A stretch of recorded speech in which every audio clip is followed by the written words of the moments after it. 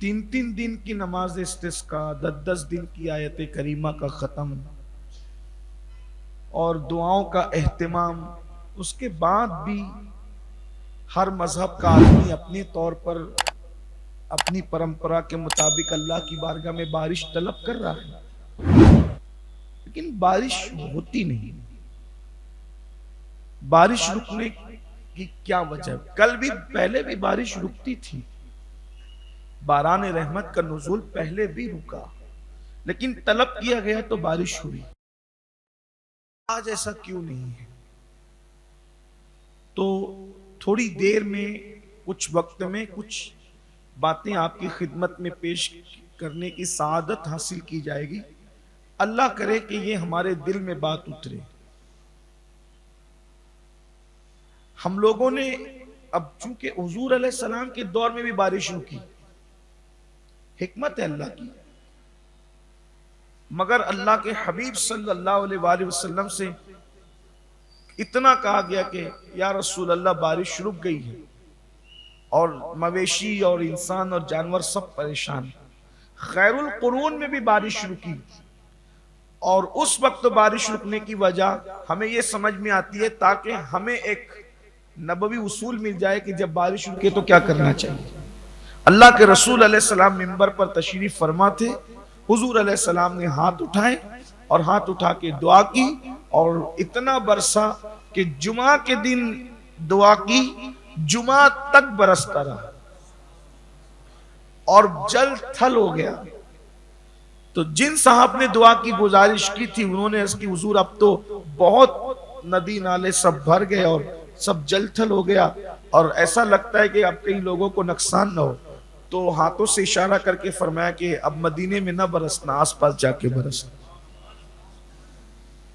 बाद में फिर सरकार गौसे आजम के दौर में, सैयदना फारूक आजम के दौर में, फिर हमारे अकाबिरीन के दौर में बारिश रुकती रही, दुआ की गई, बारिश हुई भी।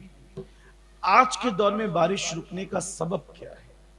अल्लाह के रसूल सल्लल्लाहु अलैहि वसल्लम ने 1450 साल पहले इशारा फरमाया था। और मैं पूरे हिंदुस्तान की बात तो नहीं करता, लेकिन सिर्फ आज अपने शहर की बात करता हूँ। हालांकि जो माहौल अपने शहर में कमोबेश वही माहौल पूरे हिंदुस्तान में है। हमारा शहर हिंदुस्तान से हटकर नहीं है, लेकिन काश लोग इस पर तवज्जो करते। नमाज इस्तिस्का सुन्नत है, अच्छी बात है, लेकिन बारिश रुकने के असबाब में से जो सबसे बड़ा सबब है, अल्लाह के रसूल सल्लल्लाहु अलैहि वसल्लम इरशाद फरमाते हैं कि जब सूद का लेन देन आम हो जाएगा, ब्याज आम हो जाएगा, उस वक्त अल्लाह रब्बुल इज्जत बारिश को रोक देगा और तुम पर अल्लाह पाक कहत साली मुसल्लत फरमाएगा। अब और भी जो असबाब है उसकी तरफ नहीं जाते, सिर्फ इस एक सबब की तरफ कि अल्लाह के रसूल सल्लल्लाहु अलैहि वसल्लम ने फरमाया जब सूद आम को, सूद का लेन देन आम होगा तो फिर तुम देखना कि कैद साली आएगी और बारिश रुक जाएगी। अब इस तनाजुर में आप गैबदा नबी सल्लल्लाहु अलैहि वसल्लम की पेशिन गोई देखिए, गैब की खबर देखिए और फिर आज के हालात देखिए। इस्लाम की सच्चाइयों के बहुत सारे सबूत हैं, उसमें से एक सबूत यह भी है कि अल्लाह के रसूल अलैहिस्सलाम ने जितनी गैब की खबरें दी है, मिन व अन, सबको पूरा होते हुए हम अपनी आंखों से देख रहे हैं। अल्लाह के रसूल अलैहिस्सलाम ने फरमाया क़यामत के करीब फलों से मिठास जाएगी। आज लोग खरबूजे में शक्कर डाल के पेश करते हैं, देख लो। कहां तो उन फलों को निचोड़ करके मीठे मशरूब बनाए जाते थे, अब वो ही फल मोहताज हो गए शक्कर के। देखो अल्लाह के रसूल अलैहिस्सलाम की पेशिन गोई, फलों से मिठास जाएगी, रिश्तों से मोहब्बत जाएगी। देख लें रिश्ते, बेटा इंतजार कर रहा है कि बाप मरे तो मुझे उसका हिस्सा मिले, रिश्तों से मोहब्बत। भाई भाई में क्या मोहब्बत है? एक मोहब्बत वो देखिए इमाम हसन इमाम हुसैन की मोहब्बत, एक मोहब्बत वो देखिए गाजी अब्बास और इमाम हुसैन के दरमियान की मोहब्बत, एक मोहब्बत वो देखिए चचाजाद भाई में रसूलुल्लाह सल्लल्लाहु अलैहि वसल्लम और मौला अली के दरमियान की मोहब्बत। आज मोहब्बतें देखें, भाई भाई में मोहब्बत नहीं, दोस्त दोस्त में मोहब्बत कहां है। रिश्तों से मोहब्बत जाएगी, फलों की मिठास चली जाएगी। लोग एक दूसरे से सीना मिलाएंगे, लेकिन उनके दिलों के अंदर बुग़्ज़ होगा। अल्लाह के रसूल की गैब की खबर देख लें आप। बाप पर खर्च करने को बोझ समझेंगे, दोस्तों पे खर्च करने में फख्र महसूस करेंगे। मस्जिदें खूबसूरत बनाई जाएगी। अच्छा, कुछ निशानियां अच्छी भी है, सब निशानियां बुरी नहीं। मस्जिदें खूबसूरत होगी, लेकिन उसमें नमाजी नहीं होंगे। मस्जिद में बैठकर लोग दुनिया की बातें करेंगे, औरतें कपड़ा पहनकर नंगी होंगी। जो नीच किस्म के लोग हैं, नीच किस्म के, बिल्कुल लो कैटेगरी के लोग हैं, जो नंगे भूखे बकरियां चराने वाले, वो महलों के अंदर रहेंगे, फख्र करेंगे, हुकूमतें उनके सपुर्द कर दी जाएगी। देख लीजिए, आज जो लोग तख्त और ताज के मालिक बने हैं, इनका फैमिली बैकग्राउंड उठा करके देखिए,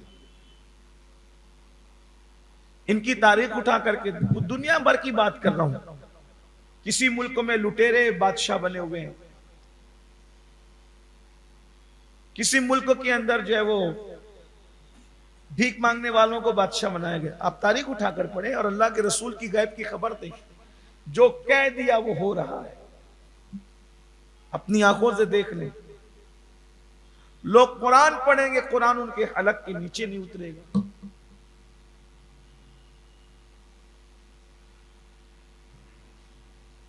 जिना की कसरत होगी, जिना आम हो जाएगा।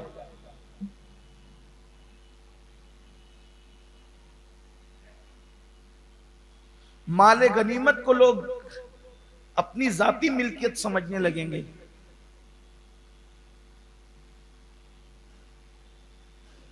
लुक्मा हराम कसरत से खाया जाएगा।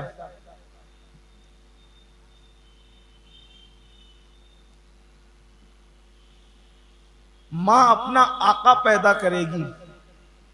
इस पर शारहीन ने बहुत गुफ्तगू की, लेकिन एक बात उसमें से बयान करता हूं। मां अपना आका पैदा करेगी का मतलब क्या?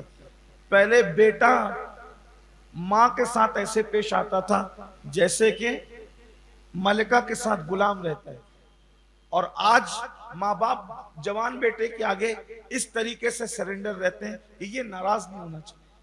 नाराज होगा तो कहीं घर से ना निकाल दे, खर्चा देना ना बंद कर दे। बेचारे लर्जा बरंदाम रहते हैं। छोटे छोटे बच्चे तो मशवरा दे सकते हैं घर में, लेकिन माँ बाप को मशवरा देने की इजाजत नहीं। माँ बापों को गुलामों की तरह रखा जाता है।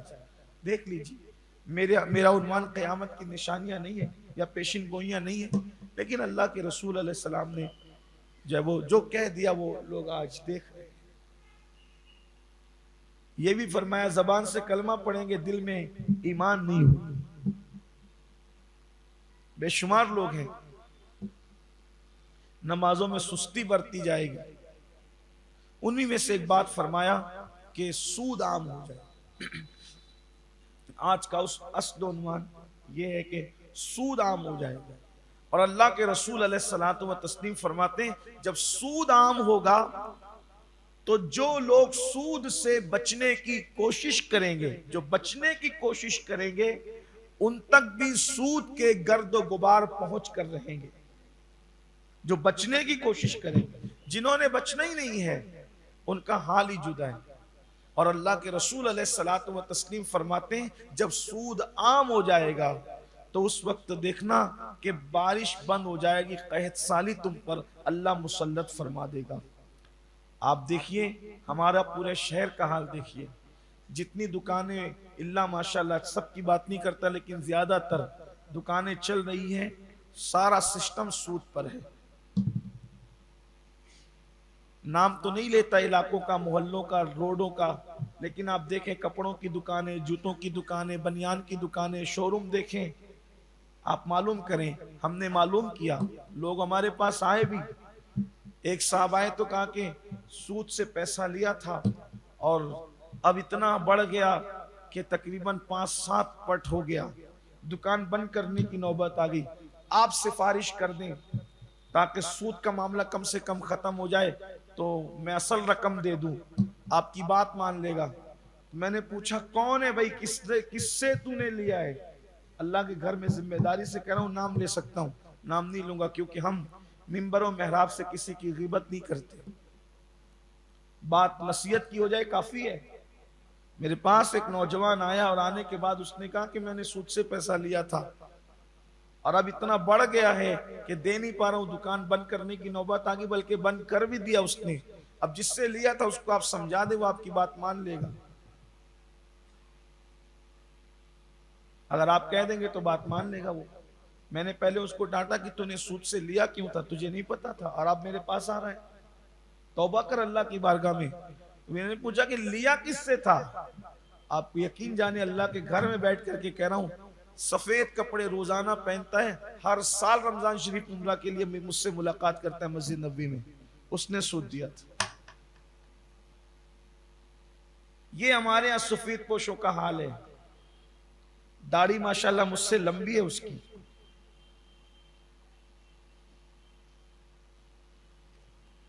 ये हाल। कहा उसने दिया। मैंने कहा अब मैं उससे नहीं कहूंगा, किसी और को कहा कि उसको कहो कि कम से कम सूद तो माफ कर दे, असल रकम लेकर के इसकी गर्दन छोड़ दे। नहीं माफ किया उसने, अभी भी उसका वो मामला वैसे ही के वैसे। तो जब नमाजी लोग, हाजी लोग हर साल रमजान शरीफ में उम्रा करने की बात करें और उम्रा भी करें और उसके बाद ये हालात हो, दीनदार तबका अगर गंदगी और गलाजत में मुंह डाल करके पड़ा रहे, फिर उम्मत का क्या हाल है? सबका फोकस यही है, दाढ़ी रखो, नमाज पढ़ो, टोपी पहनो, दाढ़ी रखो, टोपी पहनो, नमाज पढ़ो, हज कर लो, हज से सारे गुनाह माफ हो जाते हैं। हज करने वाला ऐसे ही है जैसे आज माँ के पेट से, अरे हलाल से जाएगा तो हज माफ होगा, हज की वजह से गुनाह माफ होंगे, वरना अगर हराम के जरिए जाएगा तो हर कदम पर तेरा गुनाह लिखा जाएगा। और हराम के एहराम बांधने वाले, तूने एहराम नहीं बल्कि आग की चादर ओढ़ रखी है। अल्लाह मोहताज नहीं है लोगों के हज का। अरे मुशरिकीन मक्का को इतना ख्याल था कि काबा बनाएंगे तो हलाल का बनाएंगे और हराम की उसमें आमेजिश नहीं रखेंगे, लेकिन मुसलमानों को जरा सोचना चाहिए कि वो हज और उम्रा हराम के पैसे से कर रहे हैं। कोई फर्ज वाजिब नहीं है हर साल जाना, अल्लाह इंतजाम करे तो बार बार जाओ, वरना अगर हलाल का हलाल फर्ज है, हर साल हज उम्रा फर्ज नहीं है। लेकिन क्या करें? तो अल्लाह के रसूल सल्लल्लाहु अलैहि वसल्लम ने इरशाद फरमाया, जब तहत साली आओ, याद रखना अगर इस्तिस्का पढ़े, अल्लाह से दुआ है कि अल्लाह बरसा दे और पूरा हिंदुस्तान अल्लाह जल थल कर, जहां जहां जरूरत है अल्लाह सब जगह बारान रहमत का नुज़ूल करे, हमारी दुआ है। लेकिन याद रखना तबाही है। अल्लाह के रसूल सल्लल्लाहु अलैहि वसल्लम ने फरमाया, ऐसे गुनाह से बचो जिसकी वजह से तुम हराम हमेशा जहन्नम में रहोगे। ऐसे गुनाह से बचो जिसकी वजह से तुम हमेशा जहन्नम में रहोगे। साहबा ने किया रसूलल्लाह वो गुनाह कौन से जिसकी वजह से हम हमेशा जहन्नम में रहेंगे? तो अल्लाह के रसूल अलैहिस्सलाम फरमाते, दो गुनाह हैं। देखो वाज़ो नसीहत सबके लिए है, जो इख्तियार कर ले उसकी आखिरत है, जो इख्तियार ना करे तो फिर दुनिया है। दुनिया तो फिरौन ने भी भरपूर मजे लूटे, आज देखिए आह कल ऐश तो किया हमने, आज वो बेकरार फिरती। ये दुनिया पायदार नहीं है, ये दुनिया बेवफा। इस दुनिया से जाना है, कूच करना है, रुखसत होना है। इस दुनिया के लिए अल्लाह को नाराज ना किया जाए, अल्लाह को नाराज मत करो। नचनिए नाच के पैसा कमा लेते हैं लोग, बंदर को नचा के पैसा कमा लेते हैं लोग, खून बेच के पैसा कमा लेते हैं। मुसलमानों कहां है? दौलत ही सब कुछ है। अल्लाह के सच्चे नबी सल्लल्लाहु अलैहि वसल्लम फरमा रहे कि ऐसे गुनाह से बचो जिसकी वजह से हमेशा जहन्नम में रहना पड़ेगा। साहबा ने पूछा हुजूर वो गुनाह कौन से? फरमाया 2 गुनाह। नंबर 1 अमानत में खयानत करना। जब तुम्हारे पास कोई चीज बतौर अमानत रखी जाए, अगर तुम उसमें खयानत करोगे हमेशा जहन्नम में रहोगे। और नंबर 2 सूद खाना, उसकी वजह से तुम हमेशा जहन्नम में रहो। अल्लाह के रसूल ने तो हमेशा फरमाया, लेकिन इसकी तावील हमारे उलमा ये करते हैं कि बहुत देर और बहुत दूर तक, बहुत ज्यादा देर तक के उसको जहन्नम में रखा जाएगा इसकी तरफ। इसलिए कि जिसके दिल में जर्रा बराबर ईमान होगा तो वो इंशाअल्लाह जन्नत में आएगा। लेकिन अब यहां मजीद अल्लाह अकबर, इमाम आजम का कौल भी आपके सामने कोट कर दूं। इमाम आजम फरमाते हैं, दरअसल अल्लाह के रसूल अलैहि सलाम ने फरमा दिया ना कि हमेशा जहन्नम में रहोगे, तो अब मुझे डर लगता है कि सूद खाने वाला और अमानत में खयानत करने वाला जब मरेगा तो उसका ईमान छीन लिया जाएगा उस नहूसत की वजह से, और वो हमेशा जहन्नम में रहेगा। आज लोगों को चेक करो, तहज्जुद पढ़ना आसान है, इशराक चाश्त पढ़ना आसान है, दाढ़ियां लंबी करना आसान है, लेकिन अमानत रख कर देखो। मैंने तो नहीं पाया, इतनी छोटी उम्र में मैंने नहीं पाया अमीन लोगों को। कहीं ना कहीं देखा कि अमानत में खयानत है। बात किसी के पास अमानत रखी तो भी अमीन नहीं पाए। लोग जब बातों के मामले में अमीन नहीं है, राजों के मामले में अमीन नहीं है, तो पैसे धेले के बारे में कहा इल्ला माशाल्लाह, मगर बहुत थोड़े जिनको आप उंगलियों पे गिन सकते। और दूसरा फरमाया सूद अगर खाओगे हमेशा जहन्नम में रहोगे। हदीस पाक का मफहूम है, 3 लोगों के साथ अल्लाह ने जंग का ऐलान किया। उलमा फरमाते हैं शायद कोई चौथा बंदा हमें न मिला जिनके साथ अल्लाह ने ऐलान जंग किया।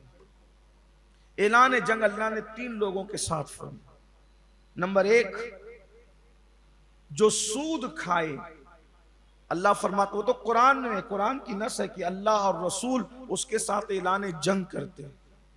फरमाया कि तुम तक जब ये बात पहुंच जाए कि सूद हराम है तो जितना बाकी है वो भी छोड़ दो, अपनी असल रकम ले लो और जो बाकी है वो छोड़ दो। और अगर तुमने ऐसा नहीं किया तो अल्लाह और रसूल का तुम्हारे साथ ऐलान जंग है। इसीलिए हमारे उलमा ने लिखा है कि जो लोग सूद का धंधा करते हैं उनका एंड बहुत तबाहकुन है। अब आप लोगों को गलत फहमी भी हो जाती है, कुछ लोग सोचते भी कि यार वो फुला तो पूरी जिंदगी धंधा करते हुए मर गया, लेकिन उसकी तो बिल्डिंग ही बनती रही, उसकी तो ट्रक ही वो खरीदता रहा, वो गाड़ियां ही खरीदता रहा, जमीनें खरीदता रहा, प्लाट पे प्लाट खरीदता रहा, उसने तो कोई दुख नहीं देखा। मेरे भाई पहाड़ जलता है सब देखते हैं, दिल जलता है कौन देखता है? ये हराम कारोबार करने वालों को सुकून नहीं है। हलाल खाने वालों, जिस दिन वो तुम्हारे दिल का सुकून समझ जाएंगे तो वो अपनी सारी दौलत तुम्हारे कदमों में रखकर हाथ जोड़ के कहेंगे कि तेरा सुकून मुझे दे दे। वो एसियों में भी सुकून से सो नहीं पा रहे हैं, वो पंखों में भी सुकून से सो नहीं पा रहे हैं, वो नरम नरम गद्दों पर भी सुकून से सो नहीं पा रहे हैं। सुकून कहां है? और देख लो एक वो दिन को सुबह से शाम तक के सच्ची मेहनत करने वाला, चाहे मुसलमान हो चाहे गैर मुस्लिम हो, अगर वो दयानतदारी के साथ मेहनत करता है, फुटपाथ पे अखबार बिछा के सुकून से सोता है, ना उसको एसी की जरूरत है ना पंखे की जरूरत। अब आपसे पूछना चाहता हूं, जो लोग हराम खा करके अपने कमरे में सुकून से नहीं सो पा रहे हैं, वो कब्र में कैसे सुकून से सो? अब बताएं। उनको इसी पर सोचना चाहिए, इसी पे गौर करना चाहिए कि जब घर की एसी में उनको नींद नहीं है तो कब्र की गर्मी में उनको कैसे सुकून की नींद आएगी। दुनिया सब नहीं है, दुनिया ना पायदार है। इमाम ज़ैनुल आबिदीन ने जो दिमश्क की जामा मस्जिद में जो खुतबा दिया था, आगाज यहीं से किया था। जब आपने अपना तारुफ कराया, जो मुझे जानता है जानता है, जो नहीं जानता है वो जान ले कि मैं अली इब्ने हुसैन इब्ने अली हूं, और मैं मोहम्मदुर रसूलुल्लाह का नवासा हूं, और मैं शहजादा हूं, जो है वो सफा मरवा मिना मुजदलफा का मैं शहजादा हूं, और हमारे घर ही में कुरान उतरा है। और जब अपना तारुफ कराया तो उसके बाद फरमाया, लोगों अब सुनो, ये दुनिया ना पायदार है, ये दुनिया ने न किसी का साथ दिया है, न किसी का साथ दे सकती।